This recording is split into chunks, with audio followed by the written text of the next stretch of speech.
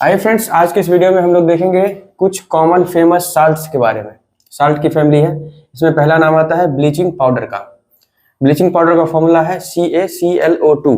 ठीक है, CaCl2 नहीं बोलेंगे इसको, CaCl होल में 2। इसको कहा जाता है कैल्शियम हाइपोक्लोराइट। ठीक है, कैसे बनता है? Dry slaked lime plus chlorine, इन दोनों के रिएक्शन से बनता है। स्लेक्ड लाइम क्या है, आप इसके बारे में देखिए। लाइम 3 टाइप का होता है, एग्जाम में आया हुआ चीज है। क्विक लाइम, स्लेक्ड लाइम और लाइमस्टोन। जब आप दुकान से चूना खरीदने जाते हैं तो वो है quick lime, CaO calcium oxide. ठीक है, चूना में जब पानी मिलाते हैं, दीवार रंगने के लिए जब चूना लाते हैं तो जब दुकान से लाए तो CaO क्विक लाइम है, उसमें जब पानी मिलाते हैं तो वो हो जाता है स्लेक्ड लाइम, उसका फॉर्मूला हो जाता है CaOH2 कैल्शियम हाइड्रोक्साइड।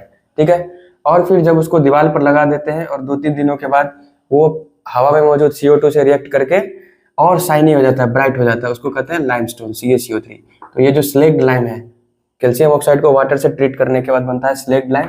और इस स्लेक्ड लाइम में जब क्लोरीन मिलाते हैं तो हमारा ब्लीचिंग पाउडर तैयार हो जाता है। और ब्लीचिंग पाउडर का काम है पानी या फिर किसी जगह को साफ करने में इस्तेमाल किया जाता है। ठीक है, दूसरा है बेकिंग सोडा। ये हमारे घर में यूज होता है बेकिंग सोडा। इसका फॉर्मूला है NaHCO3 सोडियम हाइड्रोजन कार्बोनेट। ठीक है, कैसे बनता है? सॉल्ट ले लीजिए कोई भी, NaCl plus water plus carbon dioxide plus ammonia, इन चारों को मिलाने से हमारे पास आ जाता है सोडियम हाइड्रोजन कार्बोनेट। ठीक है, बेकिंग सोडा का इस्तेमाल हम लोग खाने पीने की चीज़ों को स्पॉन्जी बनाने के लिए करते हैं। ठीक है, खास्ता बनाने के लिए।